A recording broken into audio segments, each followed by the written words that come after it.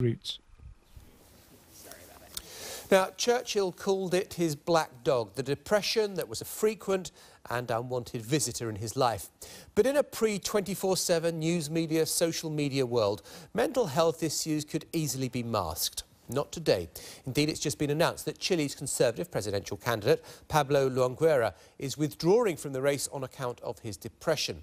Why is it that we expect our politicians to be from a kind of super breed where the choice seems to be you either conceal mental illness or resign from public life? Well, with me is the Conservative MP for Croydon, Gavin Barwell, who repealed a bill banning people with serious mental health issues being British politicians, company directors or serving on juries. Also, Dr Farhana Mann, a specialist registrar in adult psychiatry, and in our Manchester studios, Dr Ashley Weinberg, author and editor of The Psychology of Politicians and a senior lecturer in psychology at the University of Salford. And let me come to you first. Why were you so interested to study the mental health and the psychology of politicians? That's a very interesting question. I think primarily because I'm quite nosy, but secondly, as a psychologist, I'm very interested in decisions that people make. My particular area of interest is psychology of the workplace. Very little research has been done on the psychology of politicians, particularly around their mental health. And I always wondered, well, if we don't know enough about the psychological health of politicians or what causes pressure for them, can we be sure they're making the best decisions, which obviously affect all of us? And so that kind of led me to do more research in that particular area. And Ashley, what sort of conclusions did you come to? Well, surprise, surprise, I hope in the studio there's some agreement. Politicians are definitely human. Like everybody else, they suffer the same kind of pressures and strains. And so we would be, well, certainly going about things the wrong way if we ignored the human side of the pressure they experience, and if we didn't put in place mechanisms to support people doing very challenging jobs. And being a national politician, whatever we may think about some of the policies, it's still a very challenging job. Gavin, you introduced this legislation or supported this legislation that would allow people with various mental health problems to stay in public life. What is the taboo? Is there still a taboo that people feel very reluctant to talk about ongoing mental health problems? Because, you know, it's one thing if you've got a broken leg, it's fine. If you've got heart problems, it's fine. But if they think you've got mental health problems, they think, oh, well, he's a loony, he mustn't, you know. I think there's a problem in society at large. There's very compelling research that shows that large numbers of people that have mental health problems don't tell their family. Some of them don't seek medical advice, don't tell their employer. So I think there is a lot of stigma attached to mental health. I think we are making some progress. When I actually introduced my bill, 3 members of Parliament in the debate that we had actually spoke very honestly and openly about their own conditions, and I was very pleased with the public reaction in the media and their own constituents when they had the courage to do that. So I think we are making progress, but I think there is still stigma. I had cancer when I was a child, and at that time I think there was a taboo around cancer, and that I think has changed over a number of years, and we need to see the same kind of change in relation to mental health. Yeah, and do you think it is particularly so of politics, where, I mean, if you look at the language of politics, you know, you're weak. I mean, there's a sort of lot of kind of stuff that, you know, almost implies sort of weakness and mental weakness as well. I think politicians are always going to be particularly wary about how their constituents will react to these things. But there are examples. I think you take Norway. Prime Minister Bondevik there in the early 2000s actually took some time off for a few weeks. He was suffering from depression and then actually got re-elected as Prime Minister. So I think the evidence is there that actually if you're honest and candid about your health, there's not going to necessarily be a public reaction against that. And I think the tide is changing, but it clearly is going to take some time. Dr Farhana Mann, do you agree with that? Are you finding that, you know, one of the problems that you have is getting people to admit that there is a problem?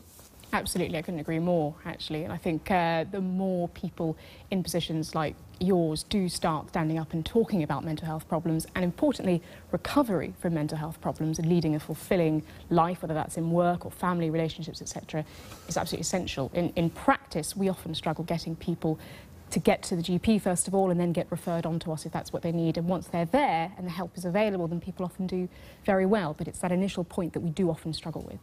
And where is that? Is it just the individual recognising in themselves that they have a problem, or is it that society doesn't like to recognise the problem and you go to your general practitioner and they say you just need a few tablets and you'll be fine? I think the short answer is all of the above. Yeah. You can't remove the individual from the society that they're in, and therefore the individual's own understanding of what mental illness is, how appropriate it is to reach out for help, whether the help exists or not, is very much influenced by what the wider views of society are. So I think it's all of those things together. I just want to talk about a different aspect of this, Gavin, as well. Do you think there is something in the life of politicians that almost induces a sort of form of mental illness? It's a very capricious lifestyle. You're on your own, you're facing re-election, you're at the whim of the voters whether they want you or they reject you. There are all sorts of insecurities associated with the life of a politician that I can understand that could drive some people to get up in the morning and are unable to look at themselves in the mirror because they feel such shame and low self-esteem, and others who kind of become narcissistic, godlike characters who think, I know the answer to everything.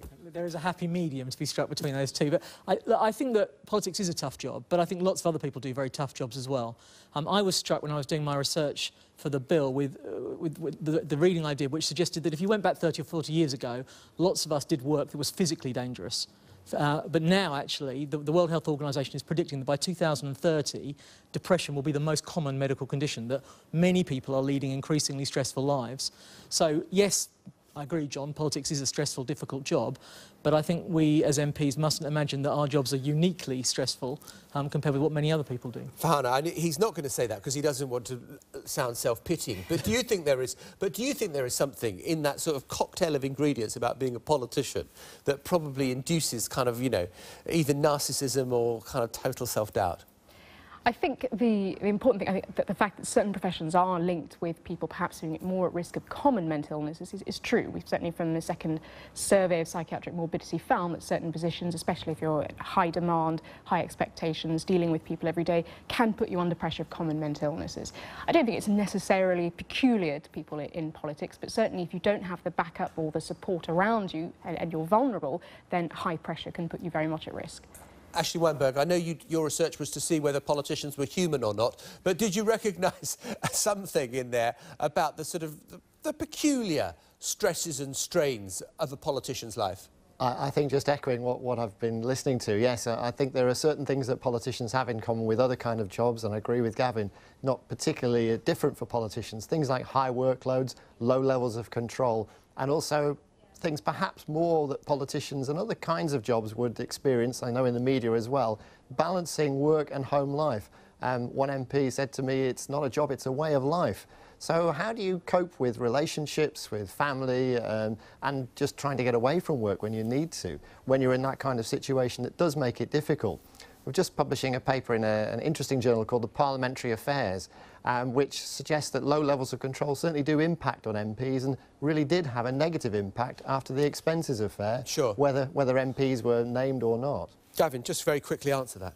I mean, that is one of the tough things, John. I'm very lucky that I represent the place where I live and where I grew up, but it does mean that I am never off duty. I can be out for a dinner, romantic dinner with my wife, and someone will pull up a chair and sit down and join us and raise a problem they want me to take up. So you do never get away from your job, that's true. OK, we have to leave it there. I just want to ask Dr. Farhana Mann, before you go, how were your stress levels getting into the studio? Because she arrived at the very last second, having been stuck in traffic for ages before you got here. We thought you weren't going to make it. So stress levels subsiding now? How do you think I'm doing? I'm doing all right. I think you're doing fine. Deep breathing is the way to go, I think. Deep breathing and relaxation. I thought I was going to be a psychiatrist there for a moment. She asked my advice and then she answered the question herself. All of you, thank you very much indeed for being with us. Thanks so much.